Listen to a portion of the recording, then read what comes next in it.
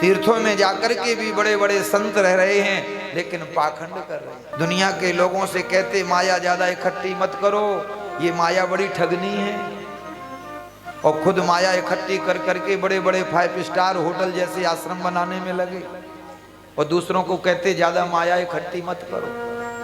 नारद जी कहते ऐसे तीर्थों में मैंने संतों को देखा, पाखंड निरता घोरा संता।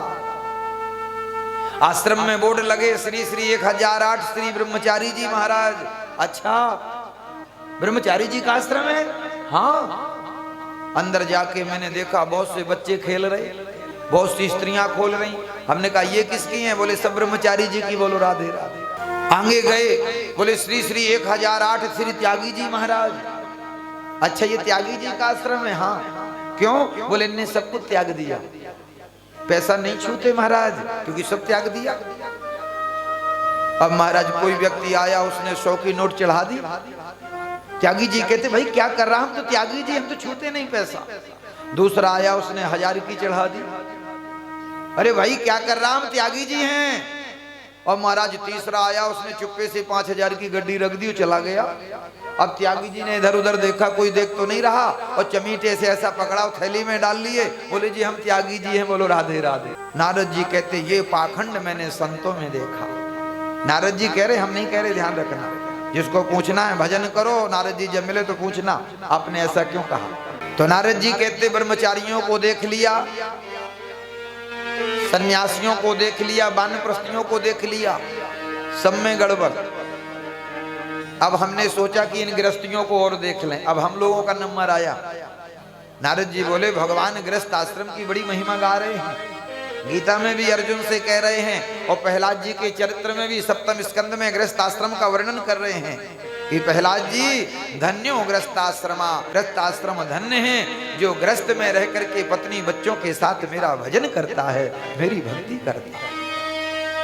ऐसा गृहस्थ आश्रम उसके लिए बंधन का कारण नहीं बनता। भगवान कहते ऐसे गृहस्थ में रह करके भी मैं उसको साधु बना देता हूँ, और एक दिन वो गृहस्थ आश्रम से मुक्त हो जाता है, ये भगवान कह रहे हैं। तो नारद जी कहते मैंने गृहस्थियों के यहाँ गया, और वहां मैंने जाके क्या देखा, ये बच्चे लोग बोले माता पिता की सेवा तभी तक करते जब तक विवाह नहीं होता। नारद जी कह रहे, और जैसे विवाह होता वो बहू घर में आती, अब सास की नहीं चलती, अब बहू की चलती है। तरुणी प्रभुता आ गई है, उसकी प्रभुता घर में चलती है। और वही बेटा जिसको जन्म माँ ने दिया है कि ये बुढ़ापे की मेरी लाठी बनेगा, मेरा सहारा बनेगा, वही बेटा उस बहू की बात मानता है, जन्म देने वाली माँ की बात नहीं मानता। इसलिए आज देख लो, बहू के कहने पर वही बेटा अपने बूढ़े माता पिता को वृद्धाश्रम में भेज रहा है, वृद्धाश्रम में भेज रहा है। उस नालायक से कहो जिस मैया ने तुम्हें 9 महीने अपने गर्भ में रखा है, जन्म दिया, बेचारी खुद भूखी रही, लेकिन तुम्हें भोजन की व्यवस्था करके दी। कई बार ऐसी स्थिति बिगड़ जाती, बेटा मांगता है, उसके पास नहीं होते, और पिता से मांगती तो वो भी नहीं देता, तो बच्चों के लिए वही माँ अपने पति से लड़ जाती है, नहीं जी आपको तो पप्पू को देना पड़ेगा। आज वही माँ जब बुढ़ापे में 2 रोटी के सहारे के लिए बहू और बेटा की इच्छा करती है, तो वही नालायक बेटा अपनी पत्नी की बात मान करके उसी बूढ़ी मैया को वृद्धाश्रम में छोड़ाता है। अब आप ही बताओ ये समझदारी है? उससे पूछो कि माँ को भेज के आया वृद्धाश्रम में, पत्नी को क्यों नहीं छोड़ाया? पत्नी को छोड़ाता वृद्धाश्रम में, मैया को अपने पास रख लेता। तो कहते कि माता पिता की सेवा तभी तक ये बच्चे करते जब तक विवाह नहीं होता, और विवाह होने के बाद फिर पत्नी की बात मानी जाती, माता पिता की बात नहीं मानी जाती। घर में बड़े बूढ़े माता पिता बैठे हैं तो बेटा उनसे सलाह नहीं लेता। कोई काम करेगा, व्यापार करेगा, तो बोले श्याल को बुद्धिदायका।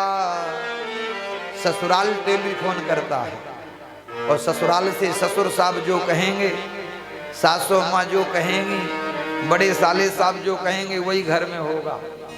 बड़े भैया बैठे हैं, माता पिता बैठे, उनसे सलाह नहीं लेता। किससे सलाह लेता है? श्याल को बुद्धिदायका। नारद जी कह रहे ऐसा हो रहा गृहस्थियों के यहाँ।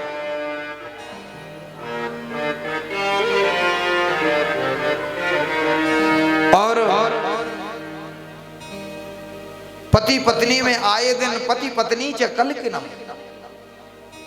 ये गृहस्थी लोग बोले बेटा बेटी का भी विवाह नहीं करते, कन्या विक्रीणाम लोभाद, नारद जी के शब्द हैं। ये गृहस्थ के लोग बेटा बेटी का दहेज को लेकर के विवाह नहीं करते, बेचते हैं। बेटा पढ़ा लिखा है, नौकरी करता है, तो बेटे का बाप कहता जी इतनी पेटी लूंगा शादी में, बोलो राधे राधे।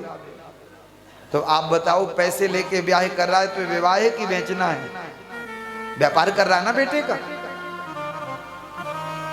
अब बिटिया का बाप 50 लाख दे करके शादी करेगा तो उसने तुम्हारे बेटा को 50 लाख में खरीद लिया। अब वो बहू घर में आएगी तो महारानी बन के ऑर्डर करेगी, क्यों? क्योंकि उसके बाप ने तुम्हारे बेटे को खरीदा है। इसलिए अब चाय वो नहीं बनाएगी, सास को बना के देनी पड़ेगी, क्योंकि बेटा बिक गया। अगर आपने विवाह किया होता कि हमें दहेज नहीं चाहिए, हमें तो बस बहू चाहिए। आज देखो क्या स्थिति है, दहेज के कारण कितनी कन्याएं, कितनी बहन बेटी जलाई जाती है। आप टीवी पेपर में देखिए, सिर्फ उस कन्या का यही कसूर होता है कि उसके माता पिता ने ज्यादा धन नहीं दिया। अरे भैया, हर पिता अपनी औकात से ज्यादा अपनी बिटिया के विवाह में खर्च करता है। नहीं भी उसके पास पैसा होता बेचारे के पास तो रिश्तेदारों से कर्जा उठाता है। हाँ, कोई वस्तु होती है उसको बेच देता है ताकि मेरी बिटिया का विवाह हो जाए, अच्छे घर में चली जाए। लेकिन नारद जी कहते वही दहेज के लोभी आए दिन उनकी बिटिया को प्रताड़ित करते रहते हैं। सास कहती रहती है तेरे बाप ने मोटर कार नहीं दी। उस सास से कहो कि तेरा बेटा इतना नालायक, तेरे बेटा की बाजुओं में दम नहीं है कि कमा करके 4 मोटर कार तेरे दरवाजे में खड़ा कर दे, तू भी घूमे और बहू भी घूमे।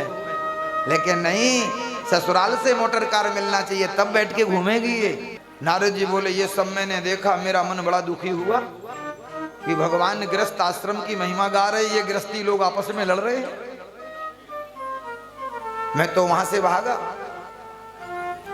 और मैंने सोचा मैं कहां जाऊं, क्योंकि मैं शांति की तलाश में आया था। और ये सब व्यवहार देख करके पृथ्वी का शांति तो मिली नहीं, मन में भयंकर क्रांति मच गई।